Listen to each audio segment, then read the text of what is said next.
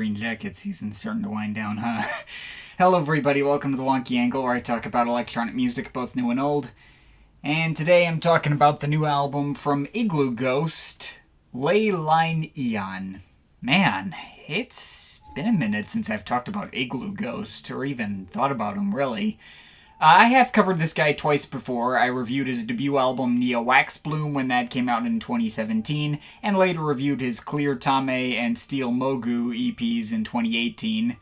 I skipped over that XYZ project he did with Kai Wiston and Baby in 2019, so it's been a few years since I've actually sat down with any of his projects. Now, when this guy first broke out, there really wasn't anything else like him out there to compare him to. The particular way he went about his sound design was super balls-to-the-wall intense, chock full of tons of bright melodies and strange, oddball, goofy, cartoon-like electronic sounds. And let's not forget lots of chipmunk vocals. His was the kind of stuff that I had to step back and acknowledge was totally one of a kind, and I had a ton of respect for his craft and how much work went into making such crazy-sounding material. That said, I don't think I've ever actively chosen to listen to his music outside of making videos about him. A lot of his stuff would feel to me like density for density's sake, to the point where I would even get kinda overwhelmed by everything and end up feeling like he'd gone overboard. And not to mention, as crazy as the sound had gotten, after those EPs dropped, I started to get the feeling that if you've heard one Iglooghost project, you've heard them all. Like, he was sticking firmly to his lane and not really doing much to evolve past what made him so eye-catching in the first place, which kinda led to his novelty wearing off, and gonna be honest, I kinda just forgot about him entirely. Not to mention, as the years went by and I got to listen to more artists in a similar lane to his, he even started to feel less special in retrospect. For instance, I found out about Sophie after the fact, and she was a pretty obvious influence on the guy's sound, even if he obviously took it into much sonically denser territory and turned a lot of the abrasive sound design she explored into something that he could call his own. I still can't say that Iglooghost is remotely comparable in terms of originality and impact. Anyway, more recently, as I found a lot more artists who've tried similar approaches of density and complexity for its own sake in more modern IDM and EDM circles to varying degrees of success, I started to realize that density and complexity alone can only get you so far, and you need more than just that initial novelty to really stick with me at this point. A notable example of someone who did stick the landing is False Noise, who showed up last year with his Floral Strobe album, which delivered on a lot of similar blends of fast-paced, complex, simultaneously abrasive and cutesy bangers with lots of bright melodies and pitched-up vocals, but executed it in such a way that I actually did want to repeatedly come back to.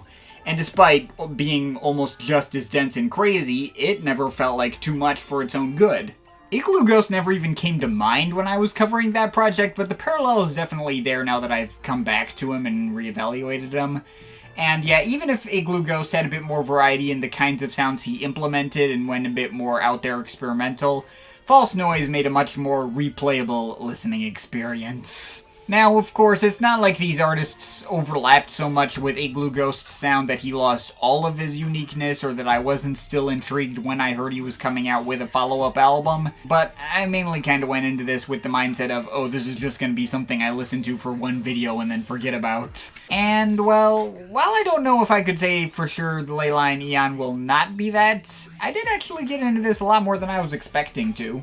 And I was really surprised by how it wasn't nearly as out there a listen as I was expecting either.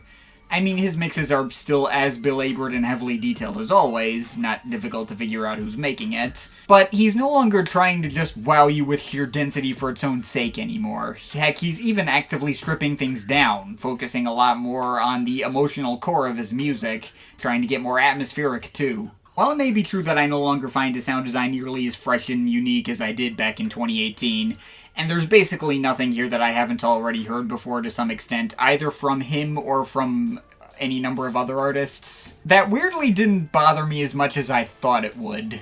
Like, he's instead proving that he has other core strengths to lean on, and I can really appreciate that. In terms of individual tracks, I'll admit I don't feel like I actually have all that much to break down here. The 10 tracks on this thing feel like they're all blending together in the same singular piece, directly segueing into each other, and they're mostly built around very similar mixes of sounds, in addition to the usual blend you'd expect of lots of various melodic synths going up against lots of crashing percussive textures that have a squeaky metallic quality to them, as well as lots of layers of synthetic sounding wordless female vocalizing, even rumblings of distorted bass that sound like they take some influence from modern dubstep. But I'm also hearing a lot more violins and strings and pianos in these mixes as well, that gives these tracks more of an organic touch to them and help give all these tracks a lot more of an emotional core than his older stuff did. Now, the metallic percussion is way more obvious about its Sophie influence than it was before, or maybe I just more easily notice it this time, but especially when you look at tracks like Pure Grey Circle and Sylph Fossil.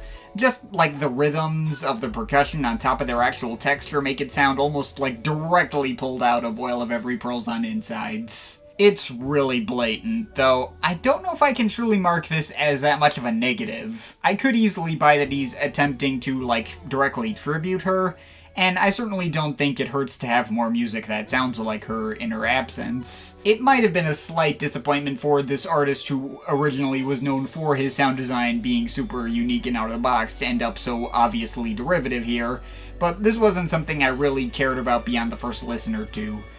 Sylph Fossil just banged too hard for it to really matter. And I'm sure I'm gonna get shit for this, but I could even say that Iglooghost could improve upon the formulas that Sophie set in some very specific ways. Most notably, this project felt a lot better mixed and mastered to me than On Insides did. He freaking nailed the mix balance on this thing.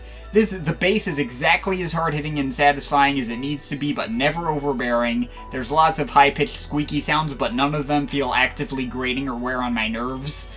Even when you get all these chipmunk vocals and little kids yelling on Zones You Can't See, or a full children's chorus on Amu Disc Mod, it's the kind of stuff that should totally drive me up the wall, but surprisingly never did. I mean, again, I can still see plenty of people preferring the tinier, more treble-heavy, and more intentionally abrasive mixing on Sophie's album, but that was kind of the one element of that project that kept me from wanting to come back to it more, despite really liking all of the actual ideas that went into it. This album's the exact opposite. All the ideas that went into this, I've obviously already heard before, but it has so much better command of space and mix balancing and all that, and it results in a listen that never wore out with any repeat visits. And that's not even getting into the more overtly atmospheric tracks on here, which, oh my god, do these sound freaking gorgeous.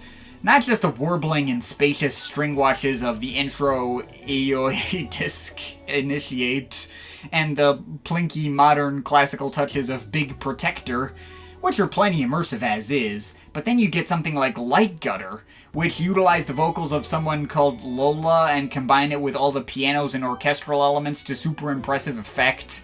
That track is freaking beautiful, and probably the single biggest highlight here overall. And I also loved the closer Yellow Umbra, and the way it balanced out similarly spacious and lush atmospheric mixes with some much more experimental and percussive textures. Got a lot glitchier and stranger than many other tracks here, but didn't sacrifice any of its emotionality. What a climactic finish. But, I mean, that's about the full extent of analysis I have in me for individual tracks on here. This is a weird project for me to recommend. Because, in one breath, I don't think Iglooghost has any of the same appeal he had 4 years ago. It's not like he's fundamentally changed that much in all these years, but the main reason I signed off on him as heavily as I did back in the day was because he stood out so much from the crowd, because I believed that he was a true original where there was no one else out there that sounded remotely like him, and that's definitely no longer the case. And even if I do feel like this project is more up my usual alley than any of his previous stuff, there is still that part of me who wanted to continue believing in the hype that he had before. I prefer more artists to strive for originality like he had, and it is kinda sad to see his novelty just starting to feel like a thing of the past now. But still, something definitely hit different about this release compared to all his others. What it lacked in novelty, it made up for just in personal resonance. And even if it's still entirely possible that this could end up with the same fate as his other projects and even get totally left by the wayside, I actually kind of predict this could fit in a similar space in my life as, say, that last Vale Smith project.